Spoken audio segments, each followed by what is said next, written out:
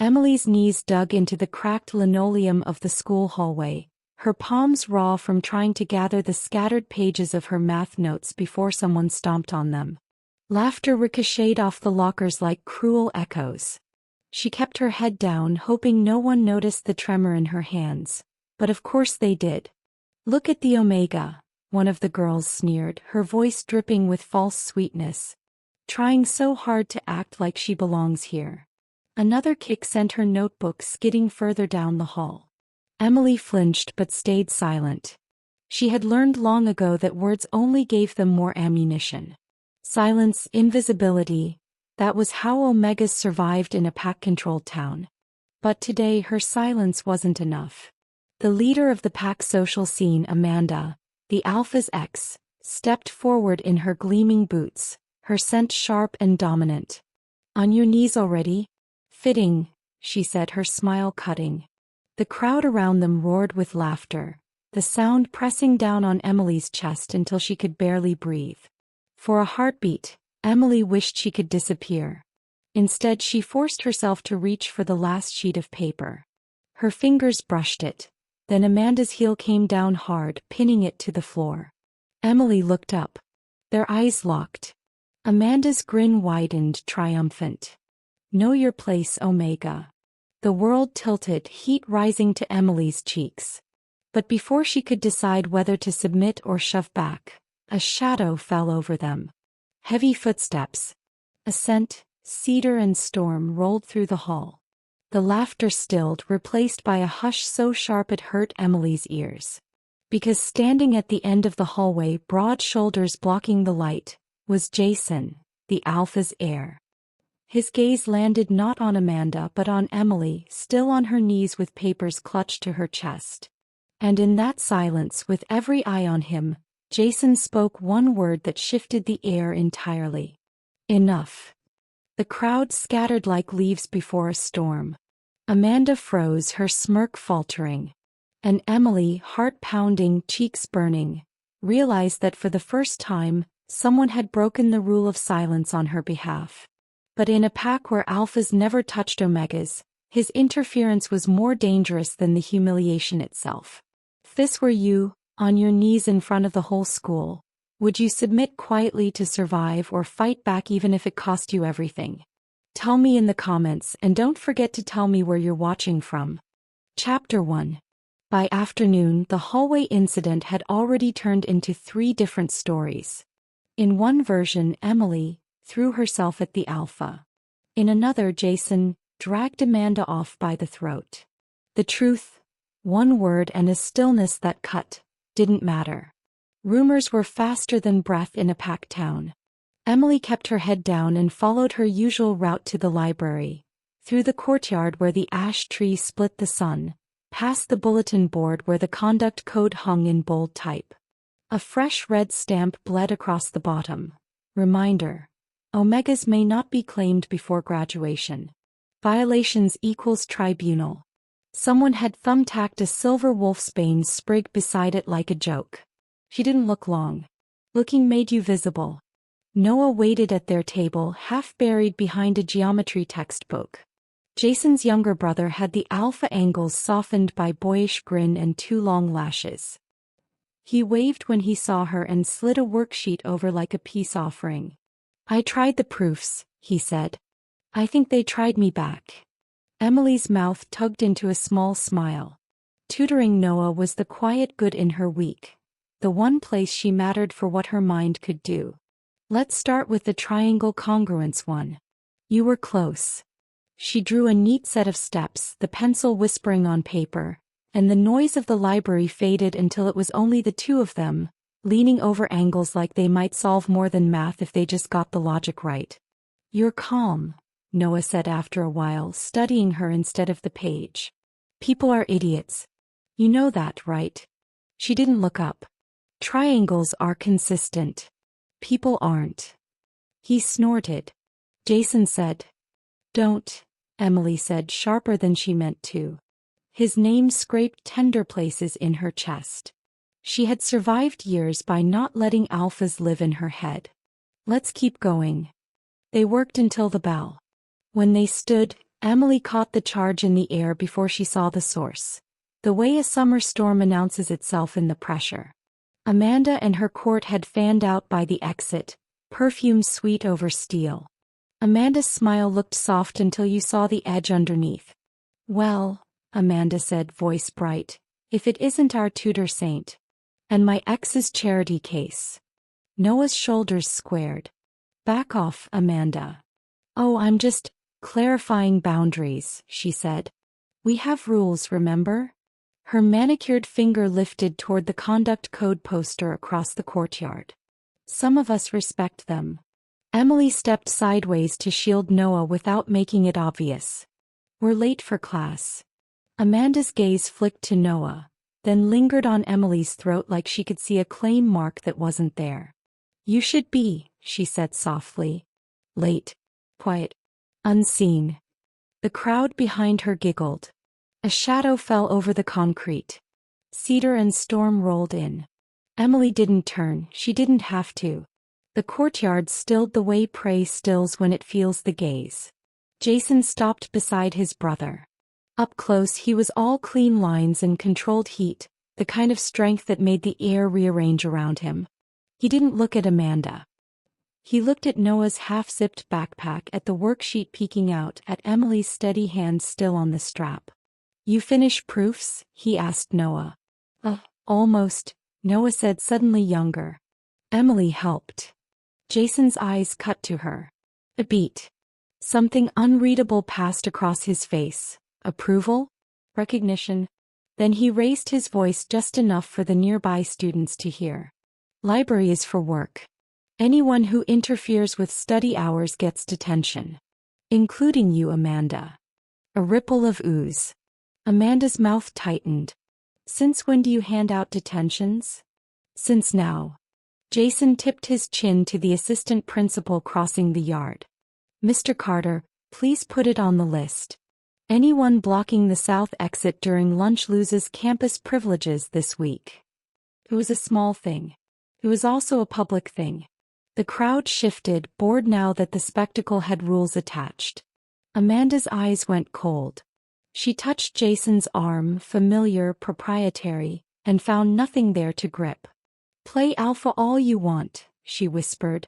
The council still chooses who stands beside you. Jason didn't rise. Go to class. Amanda's smile returned, sugary again. Of course. As she swept past Emily, her shoulder clipped hard enough to bruise. Tutor saint, she murmured, so close Emily could taste the peppermint on her breath. Enjoy your crumbs. When they were gone, Noah exhaled. You didn't have to do that, he told Jason. I did, Jason said. He looked at Emily again, not past her, not through. The attention felt like a hand at the small of her back, steadying and dangerous at once. Thank you for helping him. Emily found her voice. He helps himself. I just point. His mouth did a thing that wasn't quite a smile. Keep pointing. Then he was moving and the world started up again, and Emily's pulse finally loosened enough to let air in. She didn't realize she was shaking until Noah touched her sleeve. You okay? Triangles, she said, and somehow it was a joke and a prayer. After school, Emily cut behind the gym to the side door where staff packed the leftover lunches. She volunteered to sort the food into take-home bags for kids who forgot money. It wasn't on her record. She didn't do it for credit. She did it because hunger was one problem she could fix with hands. Mrs. Diaz, the cafeteria manager, handed her a stack of paper sacks. You're an angel, she said, then lowered her voice. Careful today. The councilwomen came through sniffing for infractions like it's the full moon. Emily nodded. Thanks. She worked quickly, quiet rhythms soothing the day's raw edges. When a box slipped off the counter, she caught it against her ribs and winced. The bruise from Amanda's shoulder would bloom ugly by morning. You're hurt, a voice said behind her. The door hadn't creaked. How had he? I'm fine, Emily said too fast. He took one step in, then stopped like he knew kitchens and omegas and closed spaces had different rules. Let me help, he said, and waited until she nodded before he moved. They packed in silence, the kind that isn't empty. Emily could feel his heat at her side, the graze of his forearm when they reached for the same loaf of bread. He set a bag upright with a gentleness that didn't fit the stories told about him. When he glanced down, his gaze caught on the purple rising at her collarbone. "Did she do that?" he asked, voice low. "I bumped a shelf," Emily lied. "Right." He looked at the bruise, then at her face, doing some private math. "If anyone puts hands on you again, tell me." "I'm an Omega," she said before she could swallow it. "Telling makes it worse." "Sometimes," he said. "Sometimes it ends it." Emily's knees dug into the cracked linoleum of the school hallway, her palms raw from trying to gather the scattered pages of her math notes before someone stomped on them. Laughter ricocheted off the lockers like cruel echoes. She kept her head down, hoping no one noticed the tremor in her hands, but of course they did. "Look at the Omega," one of the girls sneered, her voice dripping with false sweetness. "Trying so hard to act like she belongs here." Another kick sent her notebook skidding further down the hall. Emily flinched but stayed silent. She had learned long ago that words only gave them more ammunition. Silence, invisibility, that was how Omegas survived in a pack-controlled town. But today her silence wasn't enough. The leader of the pack social scene, Amanda, the Alpha's ex, stepped forward in her gleaming boots, her scent sharp and dominant. "On your knees already?" "Fitting," she said, her smile cutting. The crowd around them roared with laughter, the sound pressing down on Emily's chest until she could barely breathe. For a heartbeat, Emily wished she could disappear. Instead, she forced herself to reach for the last sheet of paper. Her fingers brushed it. Then Amanda's heel came down hard, pinning it to the floor. Emily looked up. Their eyes locked. Amanda's grin widened, triumphant. "Know your place, Omega." The world tilted, heat rising to Emily's cheeks. But before she could decide whether to submit or shove back, a shadow fell over them. Heavy footsteps. A scent, cedar and storm, rolled through the hall. The laughter stilled, replaced by a hush so sharp it hurt Emily's ears. Because standing at the end of the hallway, broad shoulders blocking the light, was Jason, the Alpha's heir. His gaze landed not on Amanda but on Emily, still on her knees with papers clutched to her chest. And in that silence, with every eye on him, Jason spoke one word that shifted the air entirely. "Enough." The crowd scattered like leaves before a storm. Amanda froze, her smirk faltering. And Emily, heart pounding, cheeks burning, realized that for the first time, someone had broken the rule of silence on her behalf. But in a pack where alphas never touched omegas, his interference was more dangerous than the humiliation itself. If this were you, on your knees in front of the whole school, would you submit quietly to survive or fight back even if it cost you everything? Tell me in the comments, and don't forget to tell me where you're watching from. Chapter 2. Emily stared at the note until the edges blurred. 3 black letters, sharp against the crumpled white. "Run." Her first instinct was to crumple it, shove it deep into the locker, and pretend she'd never seen it. That was how Omegas survived, by pretending. But the ink still smelled faintly of cedar and rain, the same storm-laced scent she'd noticed in the hallway when Jason had appeared. Her pulse pounded in her ears. Did Jason write this? Or someone who wanted her to think he did?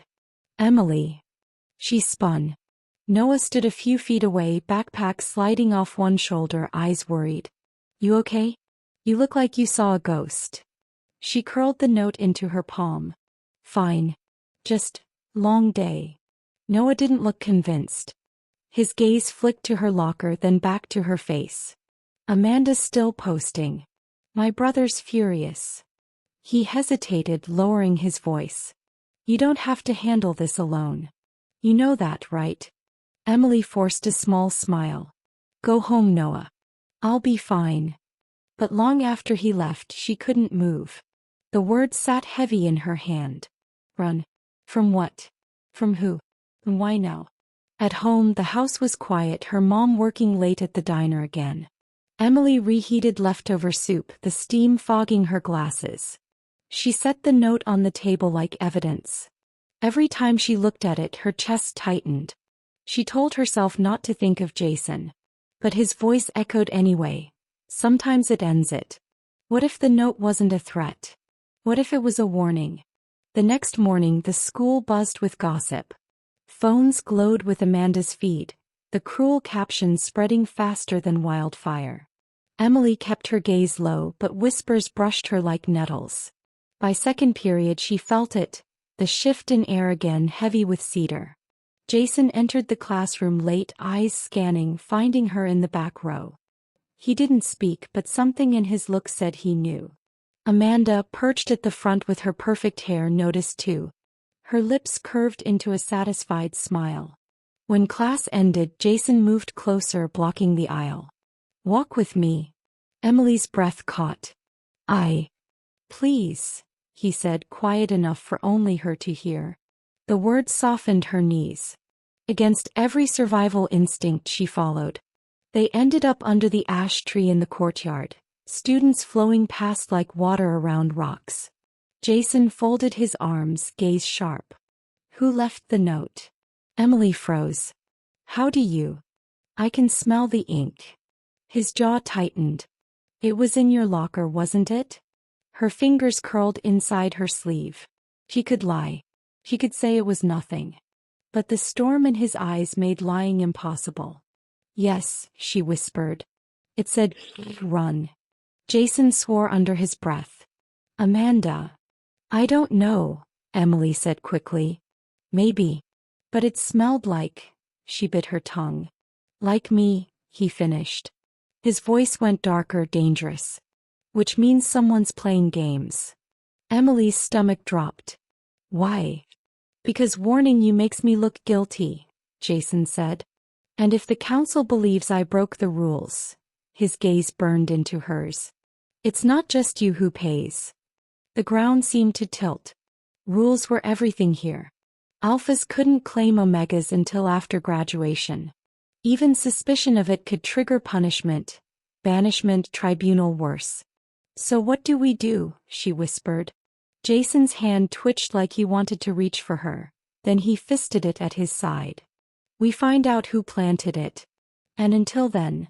His voice dropped lower. "Stay close to me." Her heart skipped.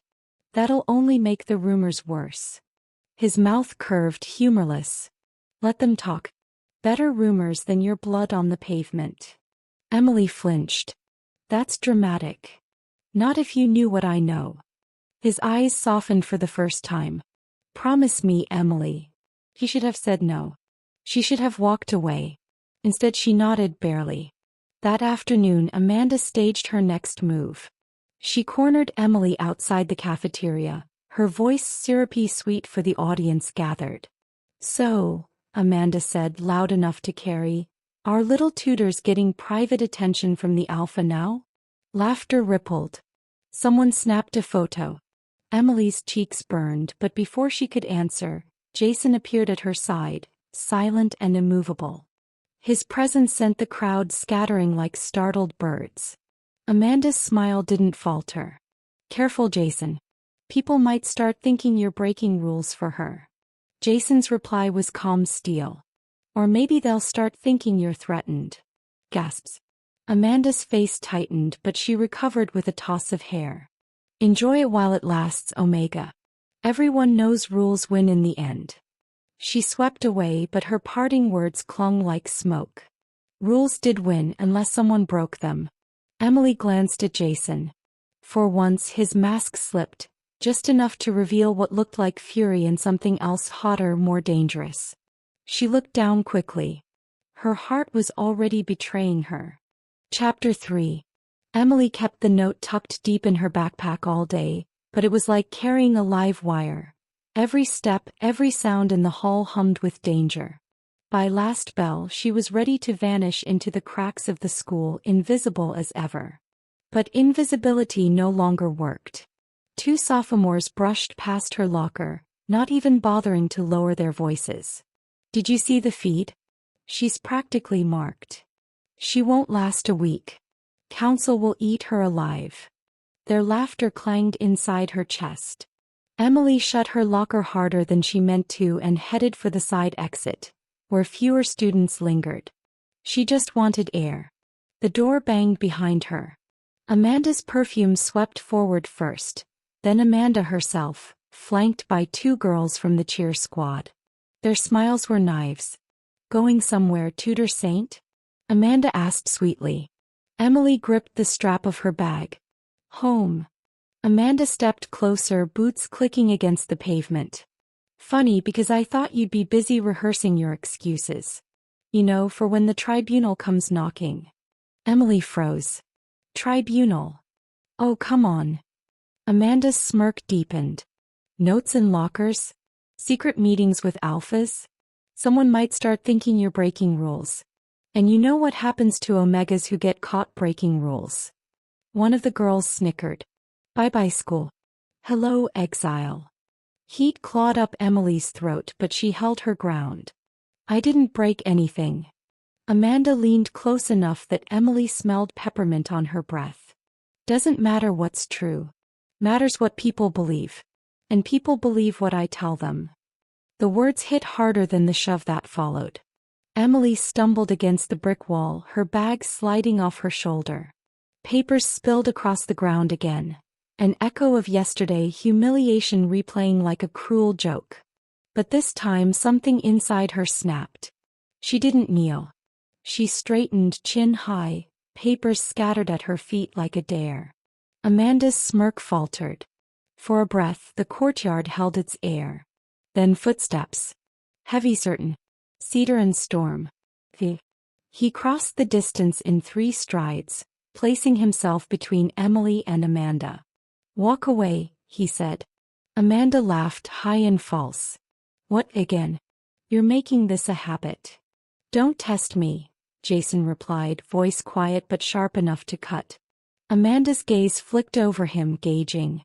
Then her smile turned sly. "Careful, Jason. Protecting her twice? People will think you're claiming her." Emily's stomach dropped. That word, claiming, wasn't just gossip. It was law, blood deep. Jason didn't blink. Let them think. The air shifted. Amanda's eyes widened just a fraction before she masked it with a laugh. "Your funeral." She flicked her hair, signaled her friends, and sauntered off. Emily's knees wobbled. She bent to gather her papers, but Jason crouched first, collecting them in a neat stack. His hand brushed hers, warm, solid, and the contact jolted through her like electricity. She snatched her hand back. "You don't have to," she began. "Yes, I do," he said. Silence stretched, filled only by her pounding pulse. Jason straightened, handed her the papers. His gaze lingered, unreadable. Then, without warning, he tilted his head, nostrils flaring. His expression darkened. "You smell that?" Emily blinked. "Smell what?" Before she could finish, a low growl cut through the courtyard. From the shadow of the gym, 2 older boys stepped out. Seniors, broad-shouldered, eyes gleaming with the telltale shine of half-shift. "Enforcers. Council loyalists." "Problem here?" one asked, voice a rumble. Jason shifted his stance, body half in front of Emily. "No problem." The other smirked. "Looks like one to me. An Omega caught alone with an Alpha heir? Breaking rules, isn't it?" Emily's blood ran cold. This was worse than gossip. This was official eyes, the kind that carried reports straight to the council. Jason's voice was steady steel. "She's tutoring my brother. That's all." The first enforcer chuckled. "Tutoring? Sure." His gaze slid to Emily, hungry with cruelty. "Why don't you tell us yourself, Omega? What exactly were you doing out here?" Her throat dried. Every instinct screamed to bow her head, mutter an apology, shrink small enough to survive. But Jason's presence pressed steady at her side, a shield of storm and cedar. She lifted her chin instead. "Going home." The enforcers exchanged looks. The first one sneered. "We'll see what the council thinks." They turned and stalked off, but the threat lingered like smoke. Emily sagged against the wall once they were gone. They'll report me. Jason's jaw worked. They'll try. Her heart thudded. This is bad. He looked at her then, gaze blazing with something fierce. It's worse if you face it alone. Stay close. Whatever happens next, we face it together.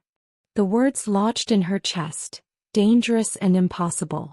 Together. She wanted to believe him, wanted it so badly it hurt. But as she walked home that night, the note in her backpack seemed heavier than ever. Run. Run from Amanda. Run from the enforcers. Or run from Jason himself. He didn't know. But she had a feeling she was running out of time to decide. Chapter 4. Emily didn't sleep that night.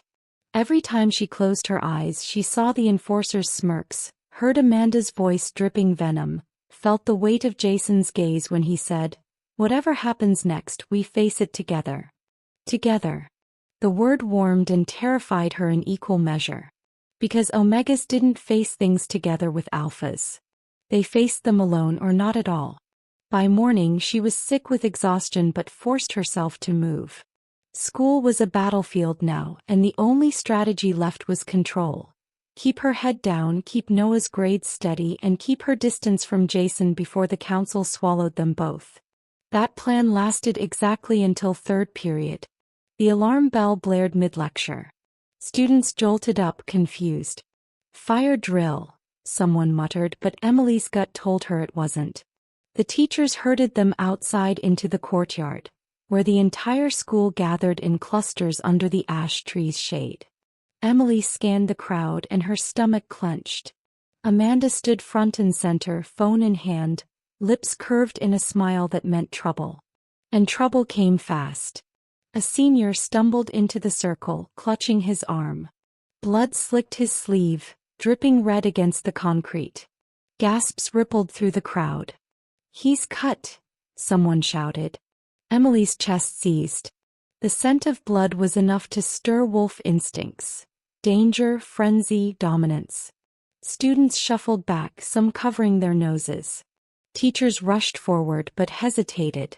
The pack code was clear. Only designated healers could tend wounds in public. Omegas weren't allowed.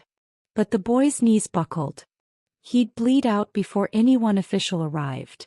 Emily didn't think. She dropped her bag, tore off her cardigan and pressed it to the wound. "Hold still," she whispered. Gasps erupted. "She's touching him," someone cried. "An Omega. She's breaking code."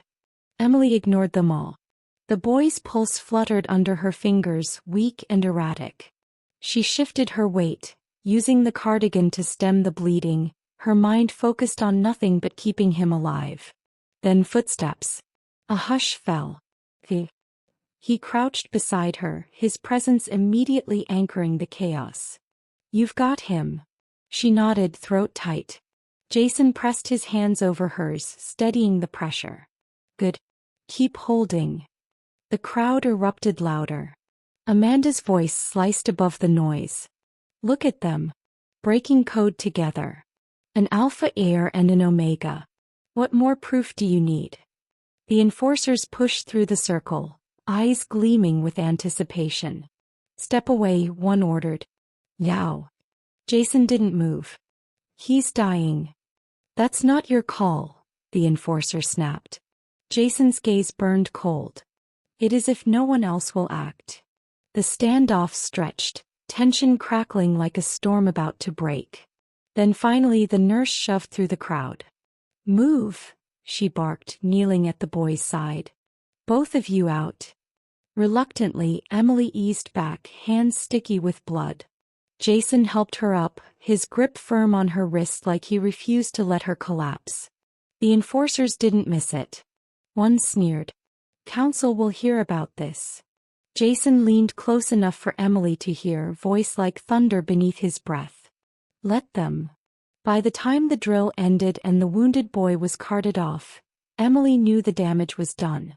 Students whispered in every corner, phones buzzed with messages, and Amanda's smile stretched wide like a queen watching her rival fall. Emily scrubbed her hands raw in the bathroom sink, but no amount of soap erased the blood or the weight of Jason's words. Let them. When she stepped into the hall, he was waiting. Leaning against the lockers, arms crossed, eyes fixed on her. You saved him, he said simply. I broke the code, she whispered back. You kept him alive, Jason countered. That doesn't matter, Emily said, voice trembling.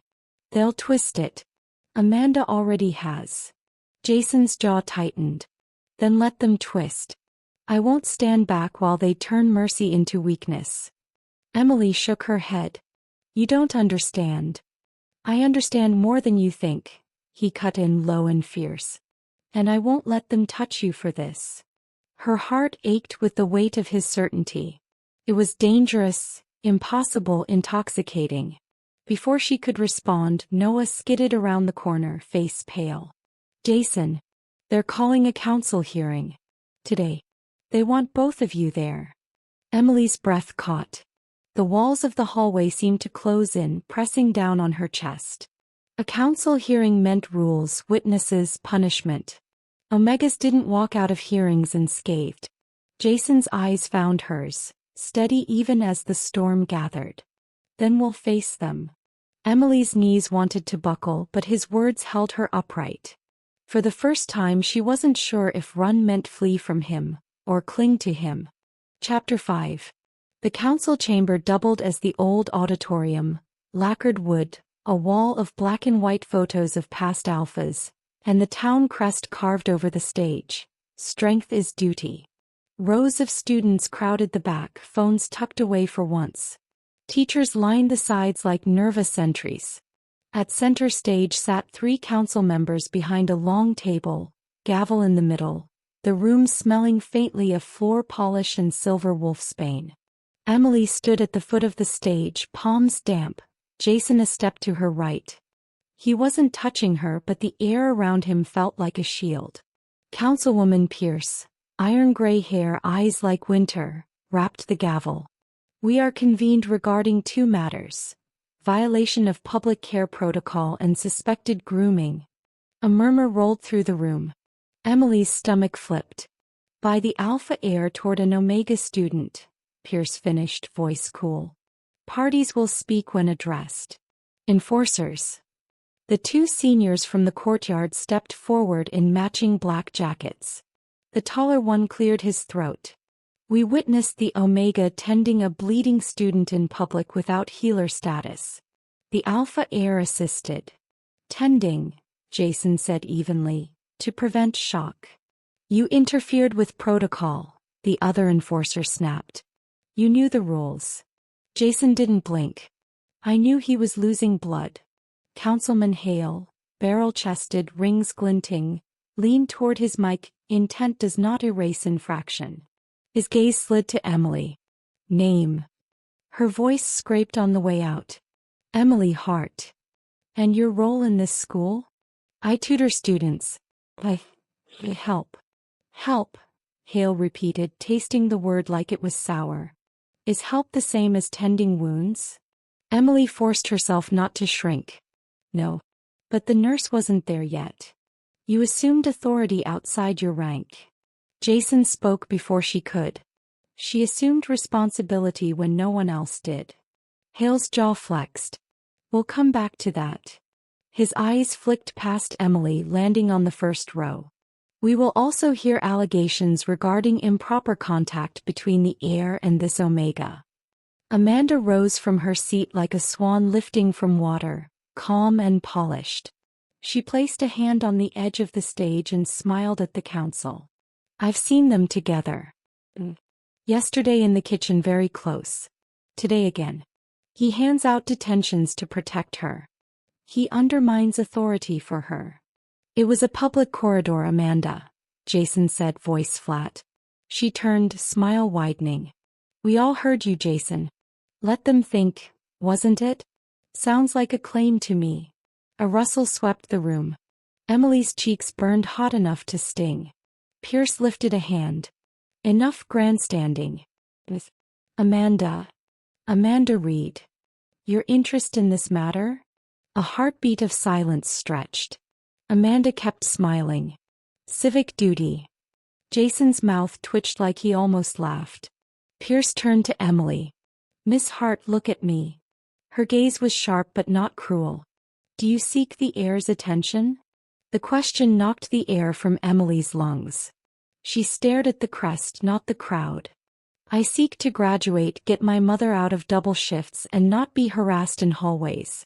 That's it. A chuckle broke somewhere in back and died under Pierce's look. Do you understand the rules regarding claims? Yes. Have you asked the heir for protection or favors? Emily's throat worked. No. Hale leaned forward, voice smooth.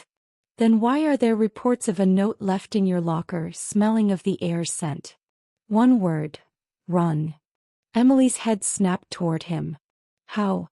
Hale smiled without warmth. We enforce more than you think.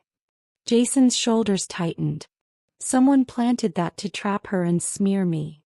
Convenient, Hale said softly. Pierce cut in. Enough about the note for now. Nurse. The school nurse stepped onto the stage, scrubs wrinkled, hair escaping its clip. He would have gone into shock, she said, no preamble. By the time I reached him, pressure was already applied. Properly. Likely the only reason he didn't collapse. I don't care who did it. Hale frowned. Protocol. Protocol also says preserve life, the nurse snapped. If you want to discipline someone for refusing to let a kid bleed out, do it on my badge, not theirs. A low ripple of approval moved through the students before being smothered by a look from the assistant principal. Pierce's mouth softened by a millimeter. Thank you. Mrs. Diaz from the cafeteria raised a tentative hand from the aisle. I saw the bruise on the girl's shoulder too, she said. From yesterday. She nodded toward Jason, gave her a cold pack and didn't touch her anywhere improper. He only told her to tell someone if it happened again. Hale's eyes cooled. Is this a healing hearing or a gossip circle? It's a truth circle, Mrs. Diaz shot back, then flushed when Pierce's gavel tapped once. Hale shuffled papers. The pattern is clear. The heir interferes. The Omega invites interference. Rumors spread. Discipline crumbles. We cannot. Jason stepped forward. Enough. The word wasn't loud. Didn't need to be. It carried the weight of the hallway moment, the way crowds fall quiet when storms roll in. I'm responsible for the detention call, he said. I'm responsible for pressing on a wound when no one else did. I'm responsible for telling a bully to stop. If you need to punish someone, take it out of my training schedule. Dock my privileges. But you won't make an example of her for practicing basic humanity. A hush pressed down so hard Emily's ears rang. Pierce studied Jason like she was measuring a thing she hadn't expected to see. You speak like a leader. I'm trying to be a decent person, he said. Hale snorted. You're an heir. Learn the difference. Pierce exchanged a glance with the third council member, an older woman whose eyes had gone thoughtful. Miss Hart, Pierce said at last, given the nurse's testimony, your action likely saved a life. You technically violated protocol. I could assign you Saturday service hours to the nurse's office for remedial training. Emily's shoulders dropped. Service hours she could survive. Pierce looked at Jason. As for you, consider yourself cautioned. You are not alpha. Until then, you do not remake rules on instinct. You will meet weekly with the council liaison to review conduct. Hale slammed his palm lightly on the table. This is lenient. It is just, Pierce replied. Then to the room, and a word to all. Mercy is not weakness. The code exists to preserve order, not to punish compassion. If you weaponize it, you answer to us. Her gaze flicked to Amanda, who lowered her eyes a beat too late. The gavel fell. Adjourned.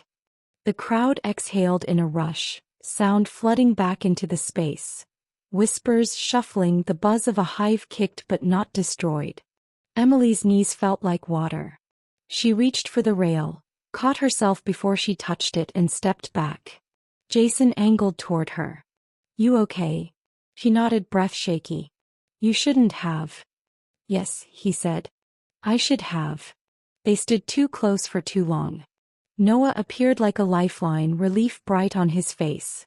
You did it, he told Emily. You both did. He looked at his brother. Pierce kind of defended you. Jason's mouth flicked. Don't tell anyone. It'll ruin my reputation. Too late, Noah said, grinning. They made it to the lobby before the next hit landed. A wall of students parted and Amanda stepped through with that float of someone who'd practiced entrances. She stopped inches from Emily, eyes soft as velvet and twice as false. Congratulations, she murmured. You survived today. Hearings are funny though, they multiply. Jason's voice went quiet. Walk away, Amanda. She tilted her head at him. You can't guard her forever. And when you're not there, she won't last. Then she leaned like sharing a secret. Ask her who left the note. Or maybe ask yourself. The words slid under Emily's skin like ice. Before she could answer, a younger girl rushed up, breathless. Emily, your locker. Emily's heart plunged. What? The girl swallowed. Someone dumped wolfsbane in it. Your hands don't touch. Emily moved before thinking, shouldering through the cluster of bodies, Jason and Noah on her heels. Down the hall, a sour metallic stink hit her nose. Students hovered at a distance, covering their mouths. Her locker gaped open, the floor around it dusted with glittering purple-silver specks. Wolfsbane. Enough to blister skin raw. Enough in close quarters to make a wolf cough blood. Her books lay inside, dusted like they'd been rolled in poison. Jason grabbed the door before she could, yanked it closed with a clang and steered her back with a hand near, but not on, her shoulder. Don't breathe it in, he said, voice iron fast. A custodian hurried over with gloves and a mask, eyes wide. Who would? Jason's gaze flicked past Emily, locked on a point in the crowd. For a second, fury burned bright enough to light the hallway. Then it was gone, banked to coals. Get the nurse, he told Noah. Yow. Noah sprinted. Amanda's laugh floated from somewhere behind the circle, light as glass. Emily stared at the purple shimmer bleeding out under the locker door, the warning in her backpack beating like a pulse against her spine. From the code? From the council? From Amanda? From whatever Jason had seen and swallowed. She didn't run. Not yet. But she understood the note in a new way. Not a command. A clock. And time suddenly felt very, very short. Chapter 6. They taped Emily's locker in yellow, wolfsbane glitter glittering through the vents like poison snow. The nurse made her scrub her hands until the skin went raw. Mrs. Diaz hovered with paper towels. Jason stood at the doorway, a storm contained, intercepting every question with his silence. Cold shower when you get home, the nurse said. Loose clothes, open windows. If you cough blood, come back. Emily nodded. Pie books. I'll replace them, Jason said. You don't have to keep fixing things, she whispered. I'm not fixing, he said. I'm standing where things break. Noah jogged up, panting. Practice moved to the field. Enforcers watching. Pierce is coming. Hail too. Jason's jaw locked. Of course he is. The field blazed green under a white sky. Enforcers stood by the bleachers, arms folded. Amanda posed at the 50-yard line, phone raised, smile bright. Emily hugged the fence, wishing to disappear. Noah waved as he ran past, grin slipping into a cough. His skin rippled, the wrong kind of ripple. Breath snagged on a growl. Noah, Jason barked, already moving. Breathe. Anchor down. The enforcers didn't budge. Watching. Emily stepped in front of Noah. Count with me. 1, 2. Jason came beside her. Stay with Emily. Count. 3, she urged. 4. She exaggerated her breath. Noah's gaze snagged on her face. 5. 6. 7. His shoulders slumped. 8. Relief shook her bones. 9. 10. He sagged onto the bench, Jason catching his weight. The field erupted. Gasps, whispers, phones buzzing. Amanda lowered her camera, satisfied. Councilman Hale stormed forward with enforcers at his side. Everyone off the field. Pierce arrived a step behind, calm eyes taking everything in. Hale pointed at Emily. The heir compromised. The Omega interfering, again. Jason's voice cut. She anchored him. That's why he stopped. The word shifted the air. Anchors weren't myths, but they were rare and controlled. Amanda's eyes gleamed. Pierce studied Emily. You're certain? I'm certain of what I saw, Jason said. Hale's smile sharpened. Then she's a pack asset. Placement begins tonight. Emily's blood froze. Belongs. Pierce looked at her. What's your name? Emily Hart. How did you calm him? I counted. He counted with me. Sometimes simple is the hardest, Pierce said softly. Consent is irrelevant, Hale snapped. We can't risk untrained anchors. Consent is not irrelevant, Pierce shot back. She faced Emily. Do you consent? Emily's survival instinct screamed say yes. But another voice inside whispered choose yourself. I don't know what it means yet, she said. Consent without knowing isn't consent. A muscle jumped in Hale's cheek. Information can follow placement. For now. For now, Pierce said coolly. She goes home. No transfer tonight. Medical evaluation first. Civilian escort. Her gaze found Mrs. Diaz, who lifted her chin. Hale bristled. Leniency breeds disorder. Order without mercy is rot, Pierce replied. And if a single post names her without consent, I'll call it harassment. That includes you, Miss Reed.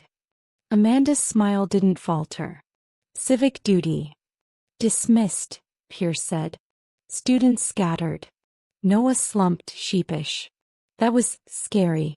Thanks. You counted, Emily said, almost smiling. Jason leaned closer.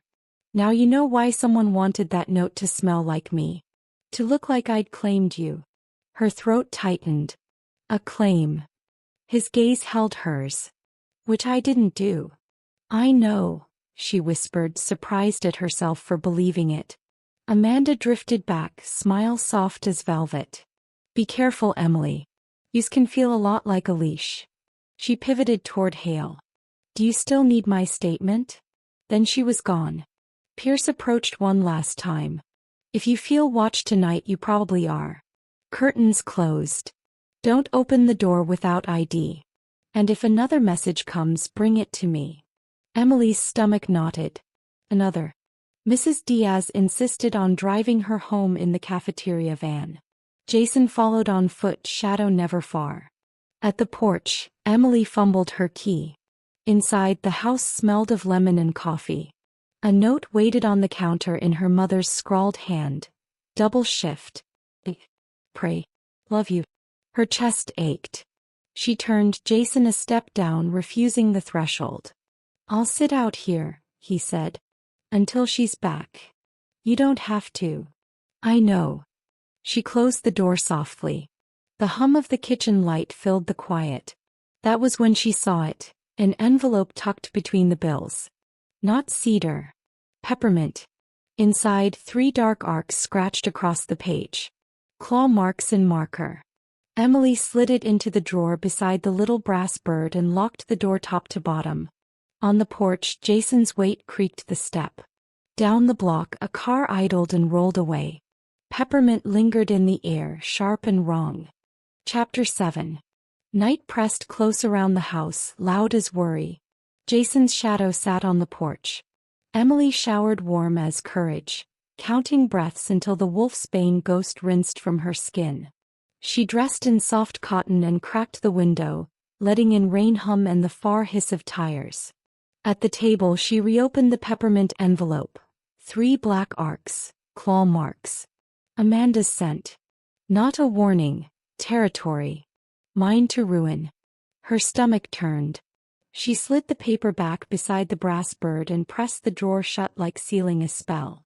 The lock rattled. Her mother called. Emily opened the door. Her mom stepped in smelling of coffee and rain. Jason rose from the step and nodded, careful, polite. "Evening, Mrs. Hart," he said. Her mother looked from him to Emily's bruise. "Who did that?" "I'm fine," Emily said, too quick. Jason said, "We faced the council. They cautioned me. Promised protection. That's one word." Her mom offered him the couch. "Alarms belong where I can see them." Jason took off his shoes, awkwardly grateful. Emily poured tea.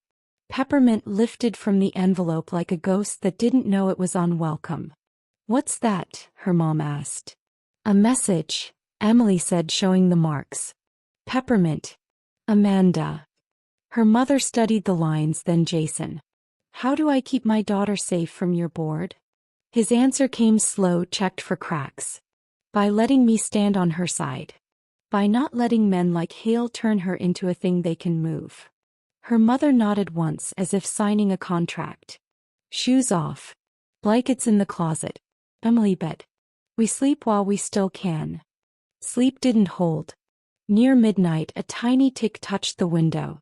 Emily pushed the curtain. The street lay washed and empty, a lamppost buzzing. A shadow unstitched from the hedges and slipped away. Jason was already up, listening to the house breathe. He checked outside and returned with his jaw set. 3 scratches on the siding. Like the note. "They're escalating," Emily whispered. They sat under the kitchen light like 2 people holding a dam. The refrigerator hummed. The house seemed to brace. "Pierce needs this in the morning," he said, tapping the drawer. "In the morning," Emily echoed. "You shouldn't be here when the school hears I'm an anchor." He flinched at the word. "You're Emily. And anchors become assets. If Hale forces placement, they'll say you influenced me. You'll lose your slot. Let me worry about my future. You keep worrying about me with it." He looked at her fully.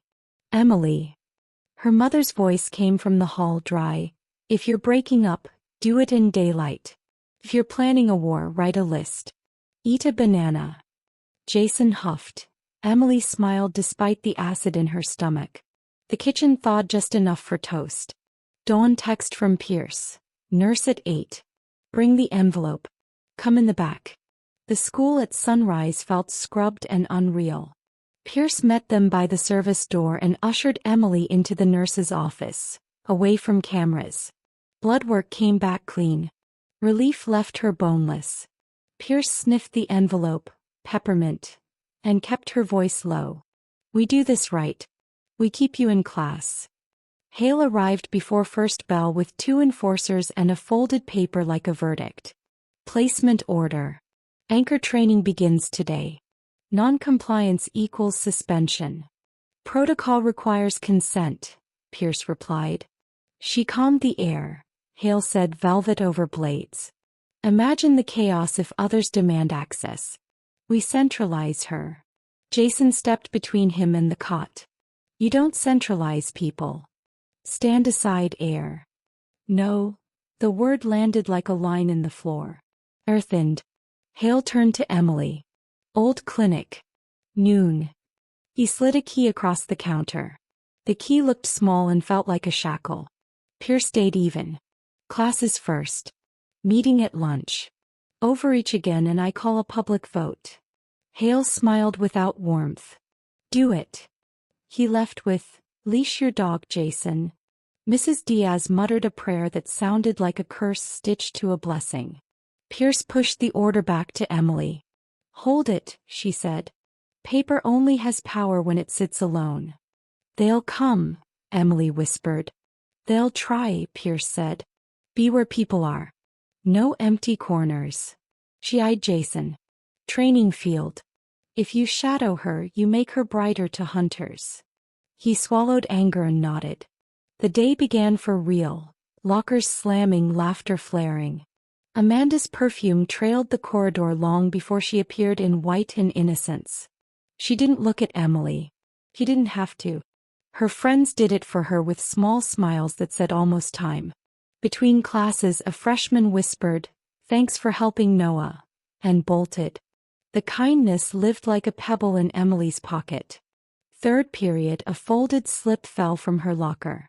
With a wipe, she opened it. Noon. Old clinic. Peppermint ghosted the air. She sealed it into a baggie Pierce had given her. So she made herself dull. Library window seat, copying proofs for Noah. Lunch with Mrs. Diaz, where gossip died under hot stew. Choir, where 30 voices washed her small one safe. Even so, when the bell for last period rang, 2 enforcers appeared at the door like punctuation marks. "Miss Hart." "Time." "I'm meeting Councilwoman Pierce," she said, standing slow so her knees wouldn't give. "Orders say clinic," one replied. "Orders also say consent," Pierce answered, stepping from a side office like iron in a cardigan. She looked at their faces until they remembered their place. "Miss Hart walks with me," she murmured to Emily. Courtyard. "People make cowards honest." By the ash tree, Hale waited at the south gate with Amanda at his shoulder, sweet as lies. A black town car idled, exhaust curled like a tail. The clinic key winked in Hale's palm. Pierce's fingers brushed Emily's elbow. Permission to choose. Emily felt the order in her bag, the peppermint envelope, the bruise at her collarbone, the way Jason's voice had softened when he said her name. She lifted her chin. "I'll go," she said. "With Pierce." "Not with you."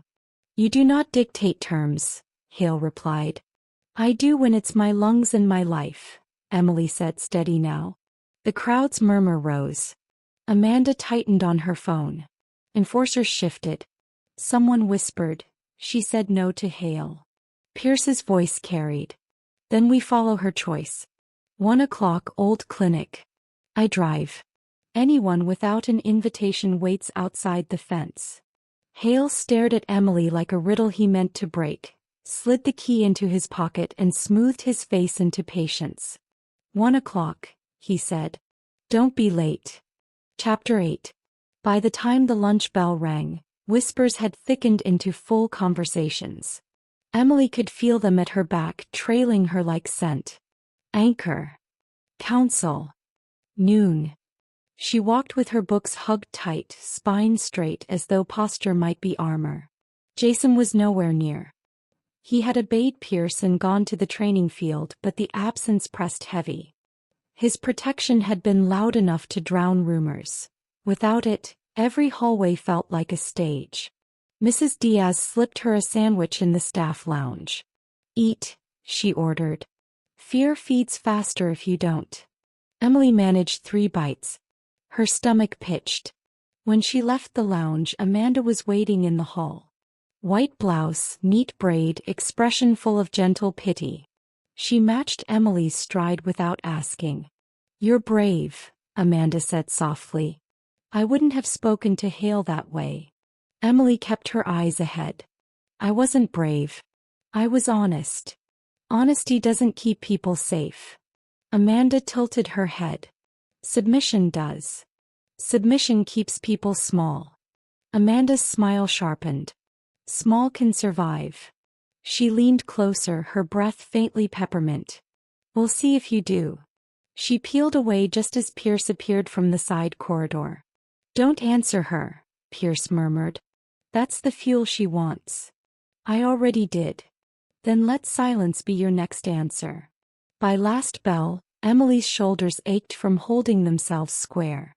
She walked out into gray sky and damp air. The black town car waited by the south gate, engine purring.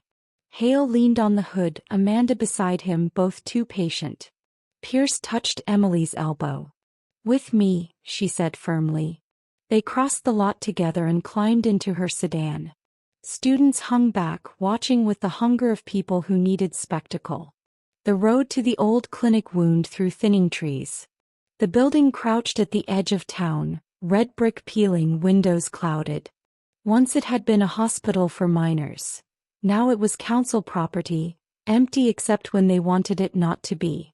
Hale's car rolled up behind them, slow and inevitable. Two enforcers stepped out first, black jackets gleaming. Hale followed, Amanda at his side with her phone ready like a weapon. Inside, dust muffled the air. The corridors smelled of bleach and mold. A single room had been swept bare, a table set in the center with two chairs. Hale gestured. Sit. Pierce sat without hesitation. Emily stayed standing. This is formal placement, Hale said smoothly. We test your capacity, measure your influence. If you anchor without control, you endanger others. If you comply, you'll be trained, honored, protected. Protected like property, Pierce muttered. Protected like a jewel, Hale corrected. His eyes pinned Emily. Your choice, Miss Hart. Emily's fingers tightened around her bag. She wanted to say no again, clean and simple. But Jason's future hovered in her mind. Amanda's threats prickled her skin. She heard her mother's voice. We sleep while we still can. I won't be tested without witnesses, she said. Not in secret. Hale's smile didn't shift. Then witnesses you shall have. He opened the side door. Two students stumbled in, pushed by enforcers. Emily's stomach dropped. Noah and the freshman who had whispered thanks in the hall. No, Emily said sharply. Yes, Hale replied. Anchor them both. Or they suffer a shift in full daylight. Noah's face was pale. Emily. Amanda raised her phone. This is what happens when honesty gets too loud, she murmured, audible enough to sting. Emily's pulse hammered. She knew Pierce was watching, calculating how far to let it go before stepping in. But the choice pressed against her ribs like iron. She tried, she proved Hale right, an asset to be used. If she refused, Noah paid the price. She knelt in front of him, hands trembling. Breathe with me. Heels down. Count. He followed, shaky but steadying. The freshman copied without being told. Emily's voice rose with the numbers, carrying through the stale room. 1, 2, 3. By 10, both boys sagged with relief instead of panic. The enforcers looked disappointed. Hale's expression was triumph disguised as calm. Effective, he said. Dangerous without leash. Pierce rose. Enough. You saw, she anchored without coercion. That means choice. You will not write an order that makes her less than that. Hale's smile cooled. A public vote, then. Let the pack decide. Amanda's eyes glittered. They'll see what I've filmed. Emily's stomach turned colder. She had won the moment, but the story Amanda carried in her phone could undo her by morning. Pierce touched her arm. We leave now. Back outside, the clouds had thickened to bruises across the sky. Jason waited by the fence, breath fogging in the cold. He had run the distance. His shirt clung damp to his shoulders. Chapter 9. By morning, Amanda's video was everywhere. Not public but copied through chats, captioned like a warning. Omega magic equals chaos. In the clips, Emily's counting voice steadied Noah and the freshman, slowed so it sounded eerie. Peppermint clung to the pixels. The halls shifted. Teachers glanced away, students whispered, anchor, like it meant danger. Even gratitude looked like fear. Pierce texted, town vote at dusk. Amphitheater. Decide what you want to say. What Emily wanted to say was simple. Strength wasn't cruelty. Mercy wasn't weakness. What she feared was that no one would hear past the word anchor. Noah found her before class, guilt plain. I'm sorry. About the video. You didn't post it, Emily said. You breathed. That's enough. Jason didn't appear until lunch. He passed close, voice low. Amphitheater. I'll be there. You were told. I can stand in 2 places, he said, already gone. By dusk, lanterns glowed along the amphitheater steps. Families filled the stone benches. The ash tree loomed overhead, leaves restless. Hale waited opposite Pierce, Amanda at his side, phone ready. Pierce opened. We're here to discuss safety, not to decide if someone is a person. That is already true. Hale countered, smooth. Order keeps us alive. Panic kills. Anchors without control are risk. Pierce gestured to Emily. Miss Hart. Emily's legs carried her to the stage. The crowd's eyes climbed her like a ladder.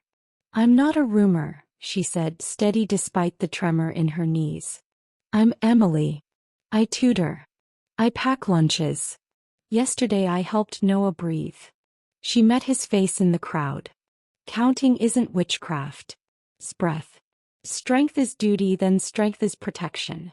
Not cages. A ripple stirred. Some nodded. Hale's smile didn't falter. And when chaos follows, centralize her. Train her properly. Jason rose in the crowd. If you're afraid of me, don't hide behind her. You call her chaos. She's the one who acted when your enforcers watched. The benches shifted, arguments bubbling.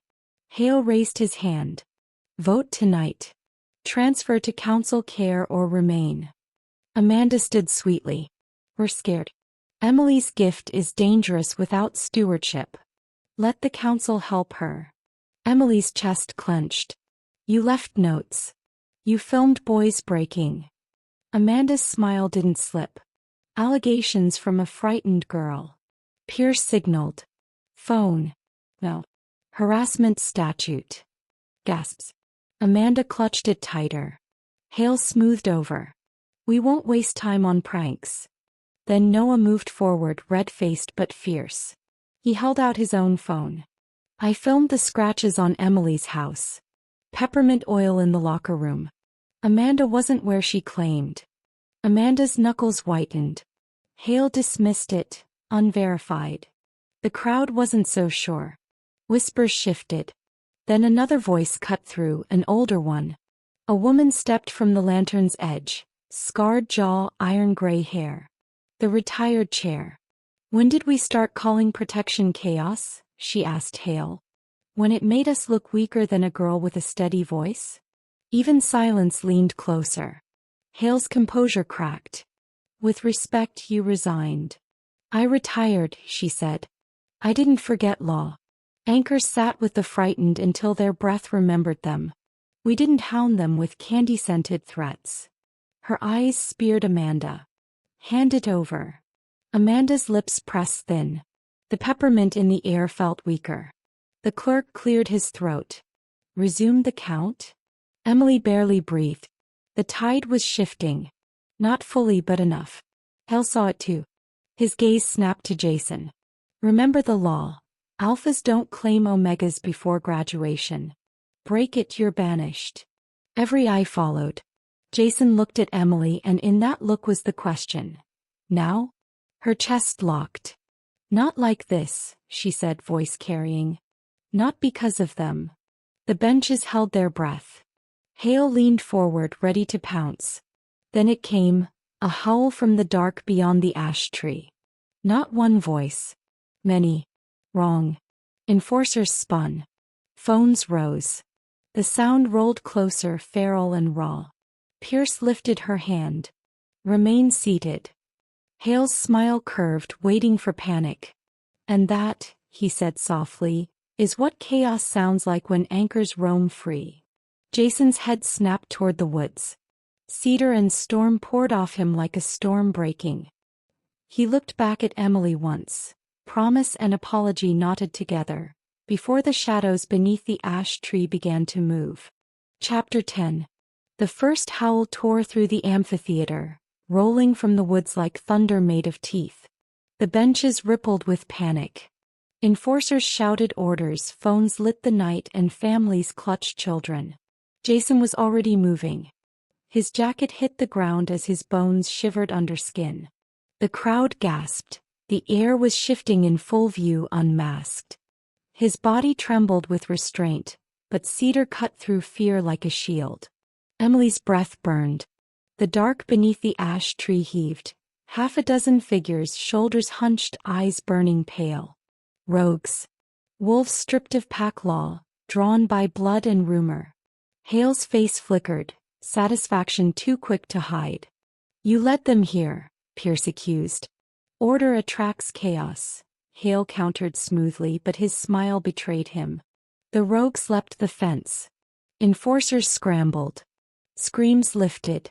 Amanda ducked low, phone still raised, as if even carnage was a story she could own. Emily's knees shook, but she pushed forward. Noah was frozen near the front row, breaths hitching too fast. The freshman curled small, whimpering. If they broke here, it would be slaughter. "Breathe with me," Emily shouted. Her voice cracked through the chaos, steadying where steel had failed. 1, 2, 3. Jason's head whipped toward her even mid-shift. His claws gouged the dirt, but his growl bent into rhythm with her count. Noah's eyes caught hers, wide but anchoring. The freshman whispered numbers like prayers. The rogues circled, snarls rattling. Hale stepped back into shadow, already disowning the danger he had courted. "Contain them," he barked as if they weren't his lure. Pierce faced the crowd, unshaken. "Stay seated. Anchors work best when you hold still." Emily's throat ached, but she didn't stop. For 5, 6, her chest expanded, air rough, but the sound wove through panic like a rope. Even Jason's trembling slowed. The storm of his shift caught on the tether of her voice. One rogue lunged. Jason met it midair, cedar and claw colliding with feral rage. The benches roared with fear, but Emily's count cut through. Jason's form snapped fully, wolf broad-shouldered, eyes gold fire, and he landed between the rogues and the crowd. The amphitheater held its breath. For the first time they saw not cruelty but defense. Not fear but protection. Hale shouted again, but the words cracked useless. Amanda's phone slipped from her grip as a rogue veered close. Emily didn't think, she darted, catching the boy behind her, pulling him down as the beast's claws raked air. Jason slammed into it, fury precise, saving them both. Emily rose, heart hammering. Her voice didn't waver now. 7, 8, 9. The rogues faltered. Some instincts older than law recognized the rhythm, the anchor's calm splitting the dark. Jason pressed the advantage, forcing them back, his growl steady now, not frayed. And then, Pierce raised the gavel she had carried from the council hall. She struck it on the stone stage, the sound like lightning. "This is proof," she said, voice carrying like judgment. "Strength is not cruelty. It is protection. This anchor stands not as property but as shield." The retired chair's voice joined hers. "Witness what mercy does when cruelty fails." Hale's face drained of triumph. "You'll ruin us," he spat. "You already did," Pierce returned. The rogues, sensing no feast here, slunk back toward trees, broken by Jason's stance and Emily's count. Silence pressed after their retreat, broken only by ragged breathing. Jason's form shuddered, fur rippling back to skin. He stood, bare-chested and blood-streaked, chest heaving. Eyes found Emily, anchor, tether, answer. In the hush, Hale tried one last blade. He shifted in public. He broke law. Claiming her will exile him. Jason's voice carried raw. "Then I accept exile. Because I claim her." His eyes didn't leave Emily. "Unless she refuses me." The crowd inhaled as one. Emily's pulse thundered, but her voice was clear. "I don't refuse." The words broke chains. The amphitheater erupted, not all cheers but enough. Mothers wept, youths shouted, elders whispered. A shift was happening right here, undeniable. Pierce raised both hands. "Then hear it plain. The council's law is broken by its own cruelty. A new creed. Duty is protection, not chains. Anchors consent. Alphas claim only with choice." The retired chair struck the crest. "So witnessed." The crowd roared. Hale's protest drowned, Amanda's phone forgotten. Jason climbed the steps, every eye on him. He reached Emily, trembling still, and bent his forehead to hers. His scent wrapped cedar around peppermint until the sweetness burned away. "You chose me," he whispered. "I chose myself," she answered, voice steady. "And you were there." The amphitheater's chant rose. Protection, not chains. Protection, not chains. For the first time, Emily felt it wasn't just her own lungs breathing. It was the town's. It was safe. Epilogue. Weeks later, the ash tree shed gold leaves over the amphitheater. Emily sat with a notebook on the stage steps, pencil tapping. Jason jogged up from practice, sweat shining, smile real this time. Still counting, he teased. Always, she said. He sat beside her, cedar and sun mixing. The crowd of that night lived only in memory now, but the new creed hung in the council hall. Duty is protection. Consent is law. Emily closed her notebook and leaned against him. For once, no one whispered. No one watched. Strength had been redefined and she belonged. Emily met his eyes across the gravel. For one heartbeat she felt steadier. Then Hale's voice carried after them. Noon was mercy. Evening will not be. The words followed her all the way home. What did you think of her choice to stand up in front of the whole town? Would you have done the same or stayed quiet to survive? Tell me your thoughts in the comments and don't forget to share where you're watching from. If you loved this story, make sure to like, subscribe and turn on notifications so you don't miss the next one. And now tell me, what was your favorite moment from this story?